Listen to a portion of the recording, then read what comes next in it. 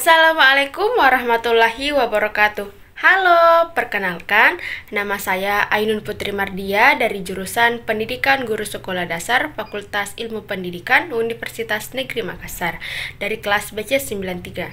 Video ini saya buat untuk memenuhi jurnal mingguan dari materi pertemuan kedua yang telah dibawakan oleh dosen praktisi, yaitu apa yang dapat saya rangkum dari pertemuan sebelumnya, skill yang perlu saya tingkatkan, dan pembelajaran bermakna yang saya dapatkan dari materi pertemuan minggu lalu. Langsung saja saya akan membuat jurnal mingguan. Pada pertemuan kedua ini, materi yang dibahas adalah mengenai bagaimana cara kita untuk meningkatkan kepercayaan diri. Dalam meningkatkan kepercayaan diri, bisa diatasi bila dilakukan dengan berbagai macam cara. Di antaranya, yang pertama adalah memahami diri sendiri dan orang lain. Dan pengetahuan tentang diri sendiri atau self knowledge adalah tentang memahami dan mengenal diri sendiri. Lalu di mana kita mampu mengetahui hal-hal tentang dirimu seperti preferensi, kelebihan, dan kelemahan diri sendiri. Apa sih tujuan kita untuk mengenal diri? Jadi, yang pertama adalah agar kita dapat mengetahui apa yang sebenarnya kita butuhkan, untuk mengetahui apa yang sebenarnya kita butuhkan. Lalu yang kedua, untuk mengetahui apa yang menjadi kelemahan dan kelebihan pada diri kita. Yang ketiga, untuk menunjang cita-cita kita. Yang keempat, untuk mengetahui alasan apa yang membuat kita gagal ataupun sukses dalam suatu hal. Sejak memahami diri kita sendiri, dosen praktisi memerintahkan kita untuk yang pertama adalah self-ideal. Pikirkan tentang idola Anda. Apa yang membuatmu menyukai mereka? Bagaimana dengan kekuatan mereka, keberhasilan mereka? Lalu yang kedua yaitu adalah self-image. Bisakah kamu meniru kerja keras mereka, semangat dan cara dia menghadapi berbagai masalah? Lalu yang ketiga, self-esteem. Hargai perjuanganmu, percepat diri Anda, hindari mental block. Lalu dalam meningkatkan kepercayaan diri kita sebaiknya berpikir seperti pikiran kita itu kita menilai diri sendiri dari apa yang kita pikirkan. Kita pasti bisa. Faktanya, orang lain menilai kita dari apa yang telah kita lakukan. Kesimpulannya, jika kita pikirkan, kita bisa segera lakukan. Kemudian selanjutnya, bagaimana memahami orang lain. Beberapa hal yang sebaiknya dilakukannya itu adalah keandalan. Lakukan layanan yang dijanjikan dengan andal dan akurat. Lalu yang kedua adalah daya tanggap. Kesediaan untuk membantu orang lain dengan segera. Jaminan, kemampuan untuk menyampaikan kepercayaan dan keyakinan. Misalnya, bersikap sopan dan menunjukkan rasa hormat kepada orang lain. Adapun yang selanjutnya adalah empati. Kemampuan untuk didekati, misalnya menjadi pendengar yang baik.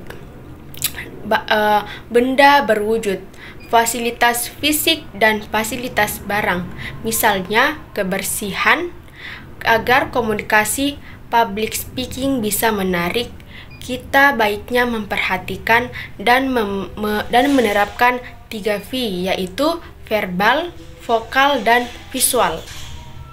Dari 3V untuk menciptakan kesan pertama, adanya postur tubuh, gerakan, pakaian, dan juga ekspresi wajah. Semua elemen tersebut berpengaruh untuk menciptakan kesan pertama. Kualitas vokal bisa berpengaruh terhadap keinginan kita untuk mendengarkan orang tersebut. Misalnya, jenis-jenis vokal tersebut seperti suara bernada tinggi, kasar, keras, merengek, bergema, dan sebagainya. Semuanya akan berpengaruh terhadap sudut pandang pendengar tentang pembicara. Kata-kata yang kita ucapkan tentu penting dalam komunikasi. Jadi, pertimbangkan 3V ketika kita berkomunikasi.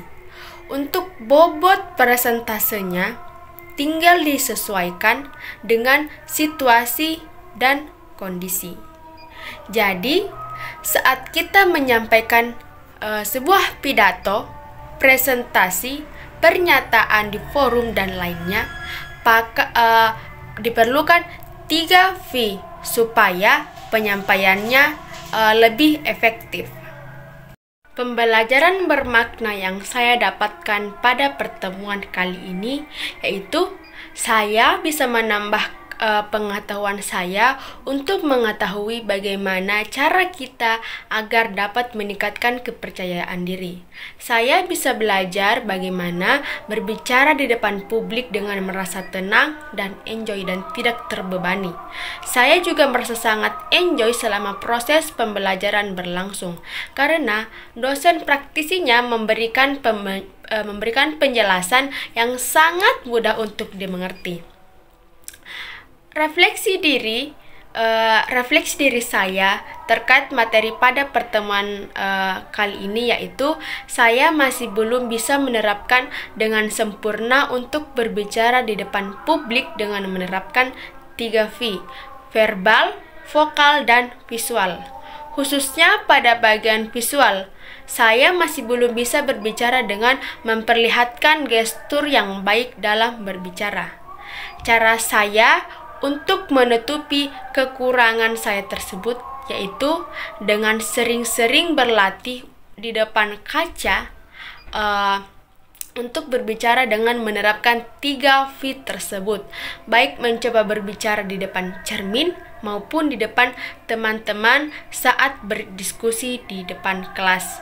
Baik, itulah yang dapat saya sampaikan pada pertemuan video jurnal kali ini. Sekian dan terima kasih. Wassalamualaikum warahmatullahi wabarakatuh.